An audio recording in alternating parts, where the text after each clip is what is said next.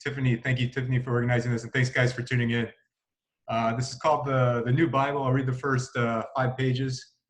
It's kind of it's a novel I'm trying to get published right now. I finished it earlier, but it kind of eventually will fit into what's going on with us these days.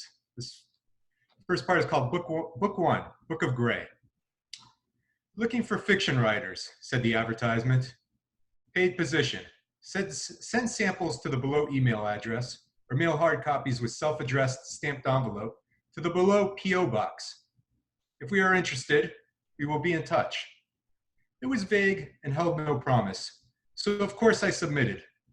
I was surprised to hear back from them, as lately rejections have been coming much easier than acceptance. But a week later, I received an email from Grover Day with the subject heading, Job Interview. Dear Mr. Sanders, stated the email, we enjoyed your writing very much. We will be pleased to make your acquaintance to discuss further employment this Tuesday at 3 p.m, where we will explain the details of the position. For your troubles, we will pay you $100. Please do not be late. Truth be told, I would have gone even if there wasn't a promise of payment. I had a lot of time on my hands since I'd been laid off. The mystery of what was to come beat me staying at home pretending to write or searching for jobs, or more likely playing one of those online poker tournaments. The address was a cheap motel on La Cienega. I'd never noticed the countless times I'd driven up and down the street. I was glad to see there was a free parking lot, though I was a little disturbed that the sign outside the motel's office said they rented rooms by the hour. I'd arrived early. It was only 2:45 when I reached room number 6. I knocked and received no answer. A second later, I heard an incomprehensible voice that I took for a come in. I opened the door and was pleased to see the room did not have a bed in it, but actually appeared to be a waiting room. There was a woman, young, decent looking, sitting at the end of the room in front of another door.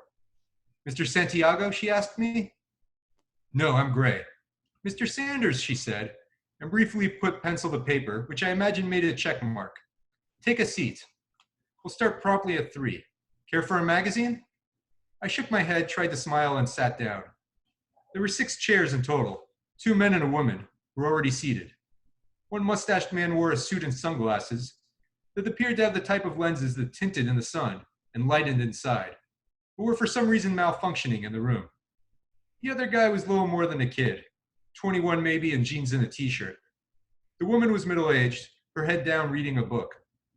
Nobody was talking. A moment later, the door opened, letting in the light. A man in his 30s walked in. He was about 6 feet tall, thin, and had one of those faces you'd forget how to describe a second after you saw it. But I remembered him when the receptionist asked, Mr. Santiago? How did you know? Did you recognize me from a dating site? Nobody else laughed, but I did. I remembered he liked to crack a joke at every opportunity. Tough room, he said. Take a seat, Mr. Santiago. We'll start promptly at 3. Care for a magazine? Do you have Playboy? No. I'll take any pornography. We have Us Weekly and People. Give me whichever one has more bikini shots. He took the vacant chair, which was seated next to mine. I mentioned aloud where I knew him. You were in that screenwriting class at UCLA. Yeah, I thought you looked familiar. Joe. I took out my hand to shake his. Gray. How's that screenwriting working out for you, Gray? I'm sticking with it, had a couple close calls, but nothing's come together the way I'd like. Duh. If you were successful, why would you be in this motel room of broken dreams? The kid in the t-shirt laughed. Joe turned around. Now you're laughing. You're like my ex. I got to ignore you to get your attention. So what is this, miss? Excuse me, said the woman in the front of the room, as though there was something else to pay attention to other than Joe's patter. What's your name? Jessica. Jessica, what kind of scam have you got going? You going to have us go door to door selling things? Is this some kind of pyramid scheme? I wouldn't know. The interview begins promptly at 3. Joe turned to me. I swear to God, I once answered a job ad that sent me to a room just like this.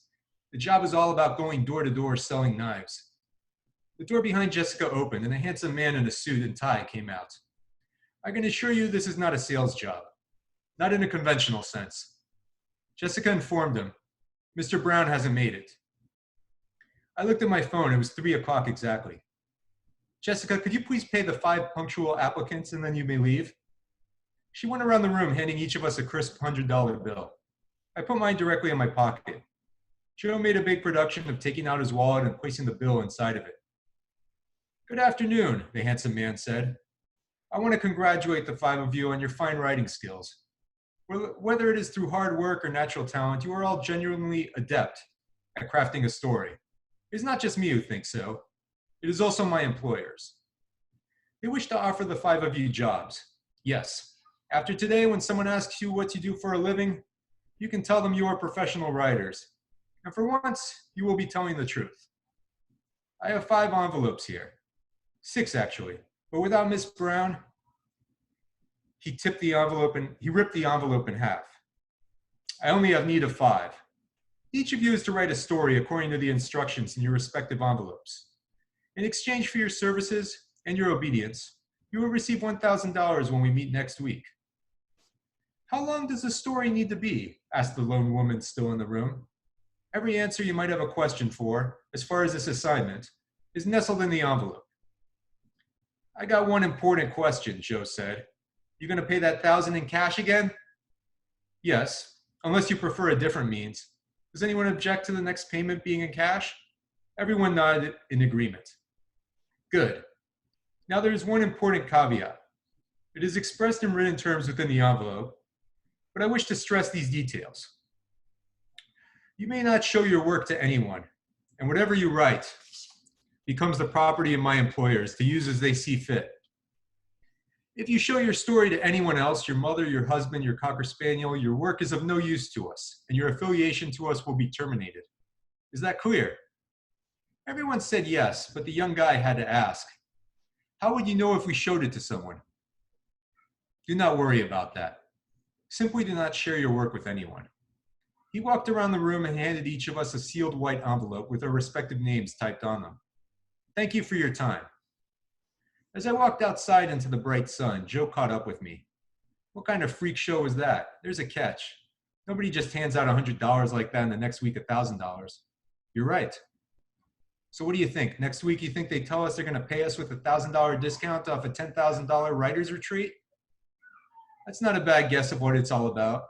I was thinking it might be a psychological study from some university, testing what people will do with the promise of a decent amount of money." "Whatever it is, it's BS," Joe said as I reached my car. He had one request. "Let me see what you got in your envelope." "No," I told him, "I'm going to give this a shot." "Come on, they won't know." "Let me see yours first. I need that 1,000. I got a kid." I got into my car. "See you around." "Yeah, at the next time waster." As I pulled out of the parking lot back into traffic, I halfway regretted not exchanging phone numbers with Joe. He seemed good for a few laughs, but I figured it was the right decision, as he also seemed like he could be a bit of trouble, the kind of friend who showed up at 2:30 in the morning looking for a favor. As I reached a red light, I looked down at the envelope with my name on it and ripped it open. Enclosed was a sheet of paper filled with numbered instructions. 2 blank lined yellow sheets of paper and a stamped envelope made out to a P.O. box in San Bernardino. I glanced at the instructions as I drove the short way home, but not until I pulled into a parking lot did I give it the full attention it deserved. Writing instructions for Graydon Sanders. 1. Please be aware you are to tell no one of this assignment.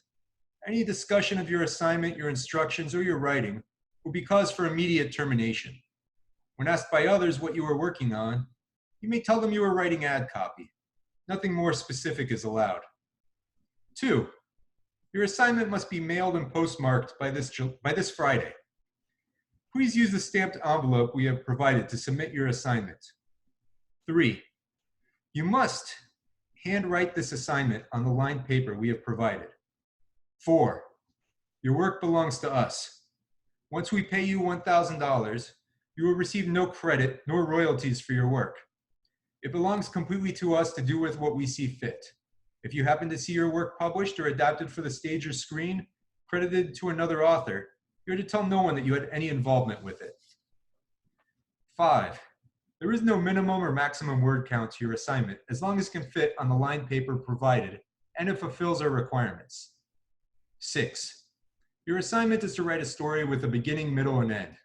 There must be a turtle and a rotary telephone in the story. Somewhere in the story, this sentence must be placed. When dreaming, we sleep. 7. If you have followed all these requirements, you will receive payment in the same room from which you have obtained this envelope next Tuesday at 3 p.m. 8. Once you have understood these instructions, burn this paper. I read and reread the page to the point I was wishing I had taken down Joe's phone number. This had to be some elaborate prank. Someone must be filming this for a reality TV show, or maybe it was some eccentric with too much money's idea of a joke. Still, I grabbed the papers and envelopes and walked them toward my apartment. I checked my mailbox. It was all bills. I opened the door to my apartment. Josie was on the couch purring. I sat next to her and pet her tail as I looked for the remote control to the television. Before I found it, I damned my cynicism and grabbed a pencil. Just recently, I had blamed much of my depression on my life lacking direction. And here I was handed 8 directions, and I was going to ignore it out of skepticism? I wrote on scrap paper, "When dreaming we sleep," and then stared at the page for I'm unsure how long. I doodled some pyramids and spheres on the margins. A turtle and a rotary telephone. A turtle and a rotary telephone.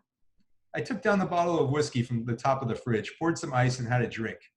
It worked for Faulkner, didn't it? I'd never read Faulkner, but I heard he completed all his books inebriated. I put on some music, had one more drink, and then I wrote. She left me. Again. I am alone. I am useless as a rotary telephone, as antiquated as a turtle. I will take another sleeping pill, or 4. When dreaming, we sleep. God, that was such an awkward sentence. When dreaming, we sleep. How was I supposed to naturally fit that in the story? I added a line to the end. When dead, we don't worry. If that's not an ending, what is? I was about to start copying it on the lined paper provided before I stopped myself. Don't half-ass this. This could be an opportunity to pay your rent. Even if it was a scam and I didn't get another dime, I talked myself into taking pride in my work. Laziness would only hurt myself. So I started over. I wrote about the turtle who left the lagoon that was slowly being drained and needed help. He walked into town and found a telephone. Rotary, of course. Using his snout, he was able to dial the Environmental Protection Agency after much effort. Only to be told to speak to a live operator, he had to push 1. After he crawled back to the lagoon, in defeat, I even found a spot to place When dreaming we sleep. When he made it to his home that was now barren and dry, he saw a vulture picking at the carcass of his best friend, the toad. The turtle screamed at the bird in his adorable turtle voice, "What are you doing? You killed my friend." "No, he's long been dead. I'm doing him a favor by making sure he doesn't go to waste." "Why would he be dead? You killed him."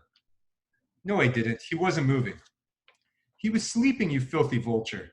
"I doubt that quite much." The vulture stopped for a moment to pick at the toad's stomach before explaining, "When sleeping, we dream." With the whiskey in me, I felt quite proud of the story. Of course, when I woke and read what I had scribbled, I was embarrassed by it. But as Tuesday turned into Friday, I realized I wasn't going to do anything else with their instructions. I packed it into the envelope, walked it to the post office, and put my faith in the mailman. And that's the end of the excerpt I'm going to read, I guess.